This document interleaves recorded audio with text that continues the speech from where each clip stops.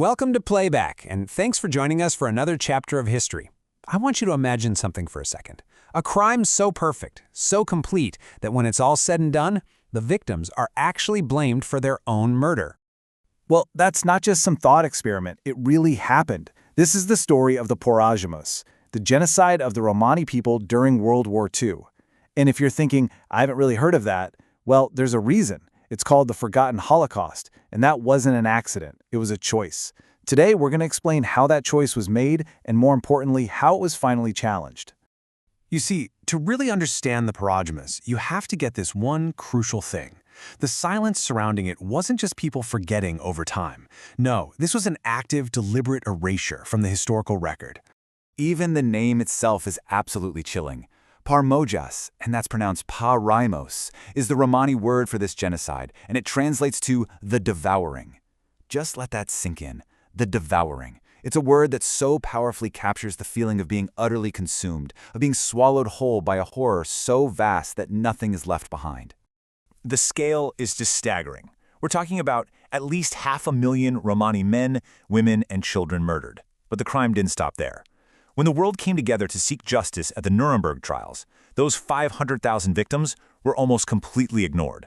Their names, their stories, their very existence as victims of a racial genocide just erased from the official proceedings. Now, this level of hatred, it doesn't just appear out of thin air. The Nazi persecution of the Romani people was really the brutal climax of centuries of prejudice. It made them Europe's oldest and frankly most convenient scapegoat. I mean, just look at this timeline. From their very first arrival in Europe back in the 1400s, Romani people were met with suspicion. For centuries, they were enslaved in places like Romania and literally hunted for sport in Prussia. By the time the 20th century rolls around, this isn't just social prejudice, it's being written into law. And then, in 1936, this ancient hatred gets a brand new, terrifying coat of paint, the veneer of modern science. And this is where Dr. Robert Ritter enters the story. He wasn't a soldier, he was a psychiatrist, and he was in charge of something called the Racial Hygiene Unit. Ritter's method was chillingly methodical. He didn't just shout ideology, he weaponized data. He went out and interviewed thousands of Romani people, promising them they'd be safe if they just cooperated in building their family trees for his research. Of course, it was all a lie. Those genealogical charts he created became the deportation lists for Auschwitz. So, with those lists drawn up, the Nazis began the systematic process of annihilation. The full, cold, industrial machinery of the Holocaust was turned on the Romani people. And you can see the Nazi obsession with categorization right here. Just like Jewish prisoners were forced to wear a yellow star, Romani people were marked for death. They were often forced to wear a black triangle, which lumped them in with so-called asocials, or a brown triangle, which was created specifically for them. It was a visual system of dehumanization, plain and simple. The way they suffered at camps like Auschwitz-Birkenau was uniquely cruel. In what was called the Gypsy family camp, families were not separated. Now, you have to understand, this wasn't some act of mercy. It was a calculated, deliberate form of psychological torture, forcing parents and children and grandparents to watch each other starve, get sick, and die, completely powerless to do anything about it. And yet, Auschwitz is only half the story.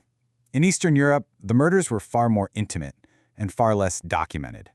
Mobile death squads, the Einsatzgruppen, swept through the countryside. They didn't use gas chambers, they used bullets. They murdered thousands in forests and fields, leaving behind mass graves and almost no paper trail, which is why the true final number of victims will likely never be known. So the war ends, the camps are liberated, the world vows never again. But for the Romani survivors, a second crime was about to begin, the systematic denial of the first one. Just get a load of this. This is an official ruling from the West German Supreme Court in 1956. The court essentially validated the core Nazi stereotype.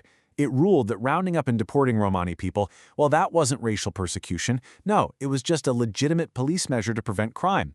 It was an absolutely stunning betrayal. And the real-world consequence of that ruling was devastating. Because their persecution was officially not about race, Romani survivors were denied reparations. While other victim groups received at least some form of compensation for their suffering, the Romani people received exactly this: zero. Nothing.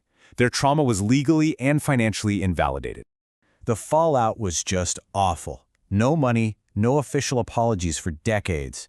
And maybe most shockingly, many of the very same police officers who had organized the deportations under the Nazis simply kept their jobs. I mean, can you imagine being a survivor and having to report to the man who sent your family to the camps? This was the reality for decades.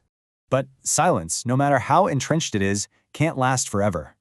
A new generation of Romani activists, people born after the war, refused to let their people's history be erased.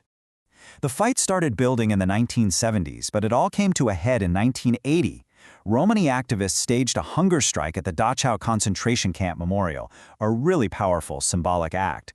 They were demanding that the world finally see them, finally acknowledge their suffering. And guess what? It worked. 2 years later, in 1982, the West German chancellor officially recognized the Porajmos as a racially motivated genocide. And ultimately, the Porajmos teaches us that history isn't just a static list of facts. It's a narrative. It's a story. And for decades, the Romani people were denied the right to tell their own. It really makes you wonder, right?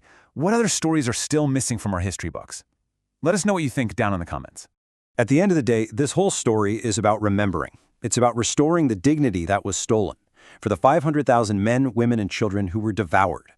And because you watched this, because you listened, that official, state-sponsored silence is broken just a little bit more.